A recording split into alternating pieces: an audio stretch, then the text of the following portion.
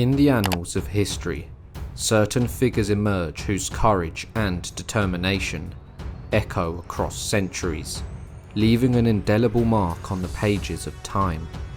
Boudica, the warrior queen of ancient Britain, is one such remarkable individual.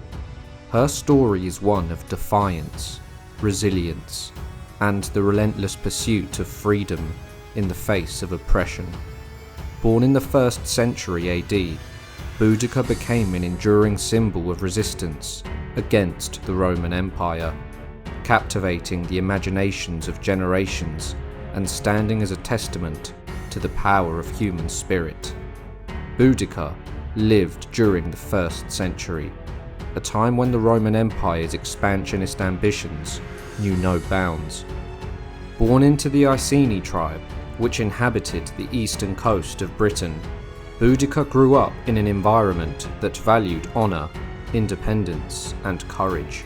Little did she know that her destiny would propel her into the heart of a conflict that would transform her into a symbol of resistance against tyranny. This is her story. Before Rome's invasion of Britain, the island was the edge of the known world, a land of great mystery. Julius Caesar would go on an audacious campaign to this fabled land in the year 55 BC, and although no conquests were made in Britain, he established the Roman client kingdoms, native tribes which chose to align themselves with the Roman Empire. Diplomatic and trading links developed further over the next century, and Roman legions did not return to Britain for another 97 years. However, by the mid-1st century, the Romans would land on the English shores with their legions, hell-bent on conquest, resulting in the Roman conquest of Britain. Boudica lived during the Roman occupation of Britain. She was born in around the year 25 AD. Nothing is known of her upbringing, however. It is assumed she was born into a noble family. In the year 48 AD, she would marry a king of the British Celtic tribe called the Iceni, who inhabited what is now East Anglia. As an ally of Rome, the Iceni were able to remain nominally independent. The catalyst for Boudica's rise to prominence was a treacherous act perpetrated by the Romans after the death of her husband. Instead of honouring the alliance between Rome and the Iceni, the Romans disregarded their agreements and subjected Boudica to humiliation and brutality. The will of Boudica's husband was ignored, and the Romans moved in, quickly conquering the kingdom. To make matters worse, Roman moneylenders called in the debts which Prasutagus owed during his lifetime. To collect the debts, the Romans confiscated the lands and property of the Iceni and treated their nobles like slaves. When Boudica protested, Governor Suetonius had her flogged and her 2 daughters defiled in public. The Roman historian Tacitus reports in his annals that Prasutagus, the late king of the Icenians, by his will left the kingdom to his 2 daughters and the emperor in equal shares, conceiving by that stroke of policy that he should provide at once for the tranquility of his kingdom and family. The event was otherwise. His dominions were ravaged by the centurions, his effects were seized as lawful plunder, his wife Boudica was disgraced with cruel stripes, her daughters were ravished, the relations of the late king were reduced to slavery. This injustice served as the spark that ignited the flames of rebellion within Boudica's heart. Fueled by righteous anger and a fierce determination to protect her people, she rallied the tribes of Britain under her banner and embarked on a campaign against the oppressive Roman forces. The Roman historian Cassius Dio wrote that Boudica gave great speeches reminding her allies about how much better life was before Roman occupation. emphasizing the impossibility of true prosperity amidst slavery. They reflected on their past, ruefully acknowledging that their wealth held no value when overshadowed by the chains of bondage. She held herself accountable for not resisting the Roman intrusion, as her ancestors had bravely done during Julius Caesar's conquest. Boudica would rally her army and called upon the Icenic war goddess Andrasta to aid her army, and she would swiftly move into Roman territory. Cassius described Boudica as very tall. Her eyes seemed to stab you.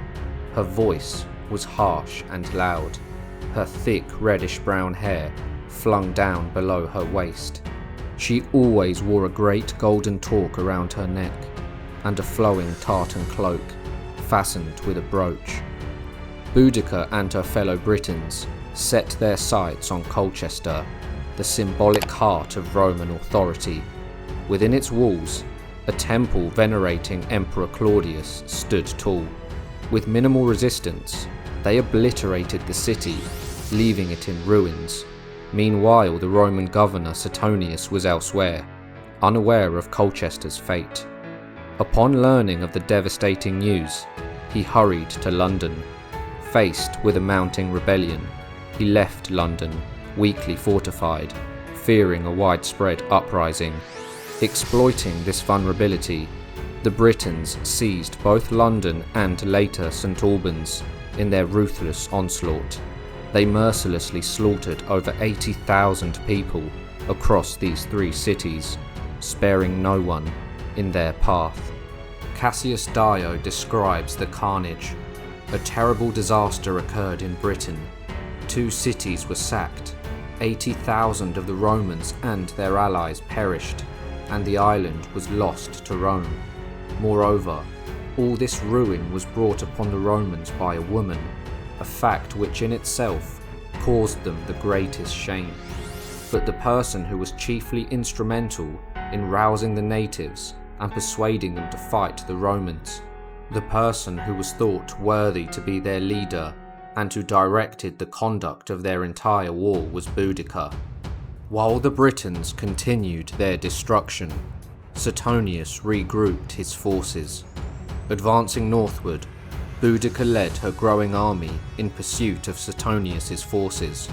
Along their path, her troops executed a successful ambush on a Roman column, traversing through a narrow route. The decisive clash between the two armies unfolded in an open battle, potentially occurring somewhere along Watling Street. Despite the Britons' numerical advantage, the Romans possessed superior tactics, training, discipline, and weaponry. In the initial assault, a barrage of Roman javelins halted the first wave of Britons.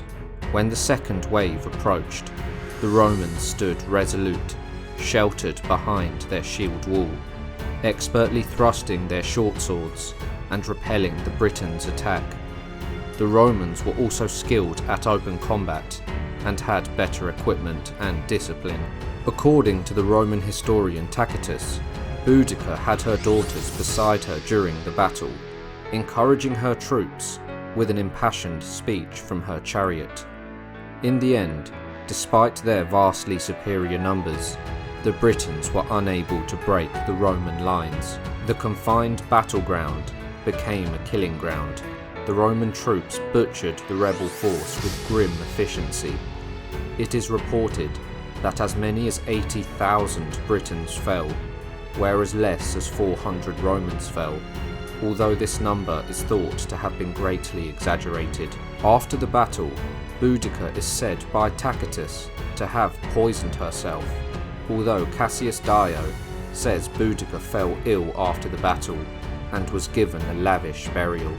While the defeat of Boudica consolidated Roman rule in southern Britain, her legacy teaches us that the pursuit of justice, freedom, and dignity is a noble endeavour, one that requires unwavering determination and unyielding resolve. Boudica's name echoes through the corridors of history, reminding us of the power of one's individual bravery to shape the course of nations and inspire the world.